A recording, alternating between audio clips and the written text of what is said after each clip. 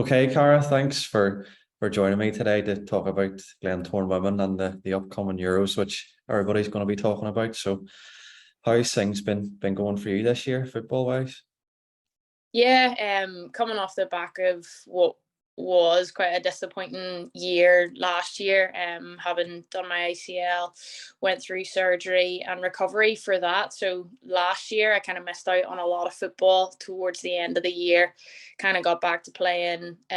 Successful year with Glentoran, winning the league and two cups. So I was kind of raring to go come January for the full-time program beginning because I'd missed an awful lot of football and was just keen to then properly get a good lot of playing under my belt.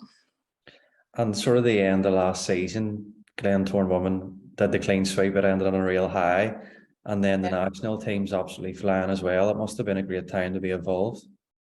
It was, yeah, and then obviously seeing the profile of the game raising at the same time, it was just a really exciting time to be involved with women's football. I've been obviously involved in the game for a good long time now and always been at Glentoran whenever I've been playing here, and we've had a lot of success, but it probably wasn't just as recognised in the past as it is now. So I think we're definitely getting kind of the recognition that we deserve. The game in general is getting the profile that it deserves. And with Kenny Shields sort of coming into Northern Ireland, he's changed a lot of things, and the team's been getting results, but not only getting results, qualifying for Euros. What was that like as a feat for women's football in Northern Ireland? It must have been up there, even in Northern Ireland sporting moments in terms of achievements. It's right up there. Yeah, I mean, it's always something that we aim towards ever since I came into the national team. We always talked about our goal being to qualify for a major tournament, but I don't know that any of us genuinely believed that it would happen, and maybe that it would happen so quickly. And I think with the game growing the way it is, and a lot of it, it's professional in so many countries now. I think we maybe thought, how are we going to be able to compete still, as most of us are still amateur players.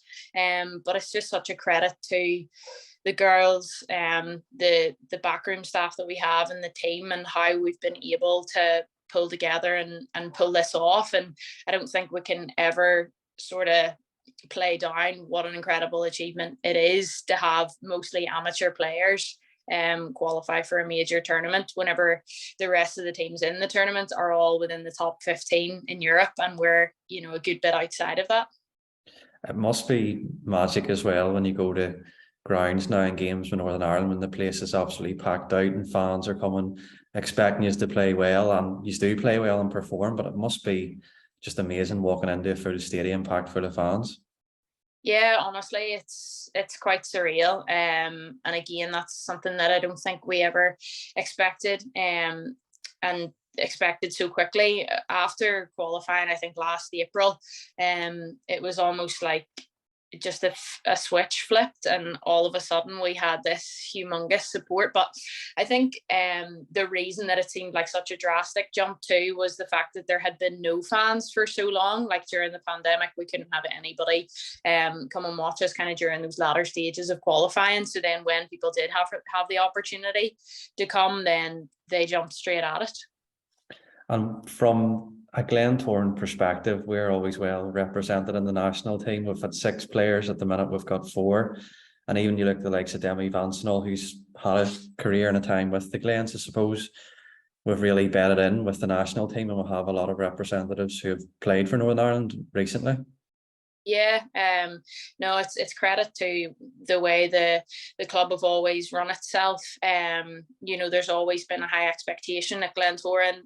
There's always been, demands on the players, to really push yourself and to be the best.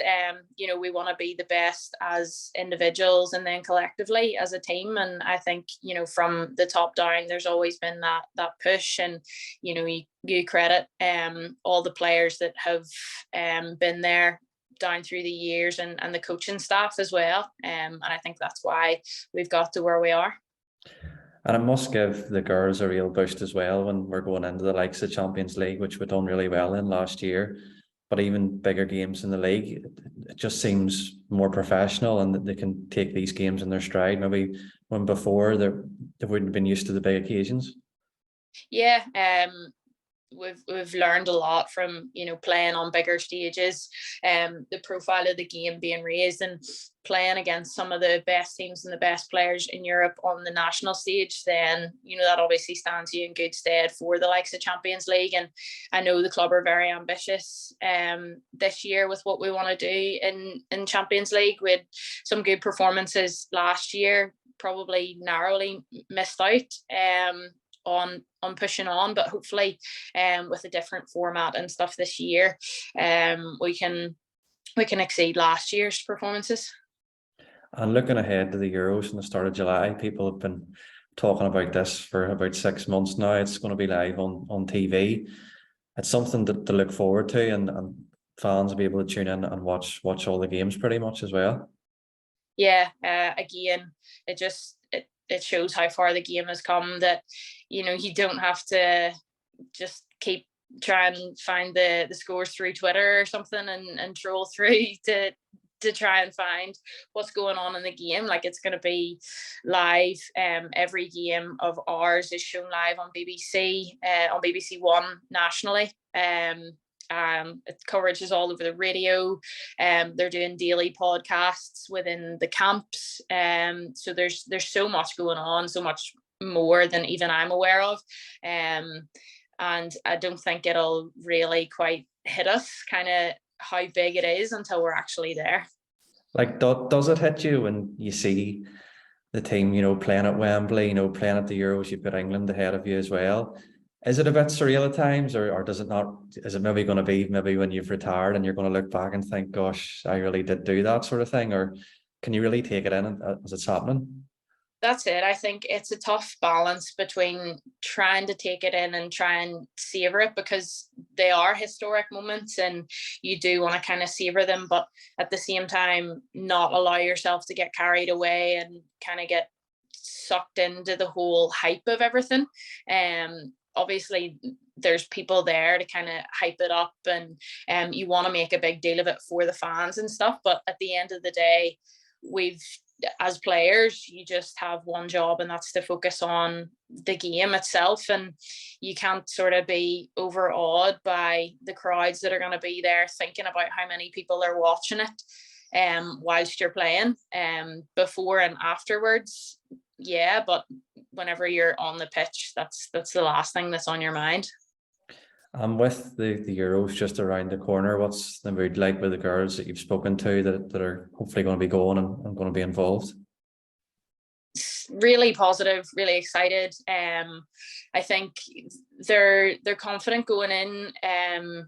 I think in the group that we have, we know the teams pretty well now that we're coming up against. And I think that's a positive for us. I think if we were going in to play teams that we maybe didn't know so much about, there would be maybe just sort of the fear of the unknown. But we're really familiar with England and Austria in particular, and then Norway we had in the group stage to qualify for the European Championships. So yeah, I think there's a confidence there, and I mean there's no pressure on us at the end of the day. People aren't expecting anything from us, and each team that comes to play us, I think, expects it, you know, to be quite easy, probably to be a walkover, and that they'll be guaranteed 3 points from that game. So yeah, we're pretty hungry and pretty determined to go in and upset the rhythm a bit. And from your own perspective, you've had a bit of problem with injuries over the last few while. From your own perspective, how's things going, and how are you looking ahead to the future? Yeah, it's gonna be hard being on the sidelines. I think the closer the tournament gets, the more disappointing it kind of feels, and you know, you wish that you were a part of it. But luckily I'm going to be still involved in some form doing the punditry work for BBC, so that's amazing. And again, like a historic being part of this history for our country, and it's really great that BBC want us to be involved, and want someone from Northern Ireland there to represent, so that's really cool. I think I'm just going to miss out on playing by a couple of weeks, so injury is coming on really well.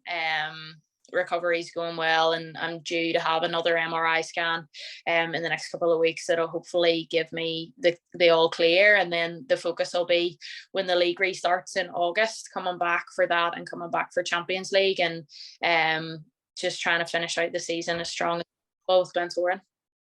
Yeah, and I suppose having that break, it'll shift the attention for everybody to the national team to tune in and follow them. But when the break finishes, we'll be back again pushing to try and get that league back and fight and try and get the Irish Cup as well. There's still plenty to play for, and it can go either way, as we well know.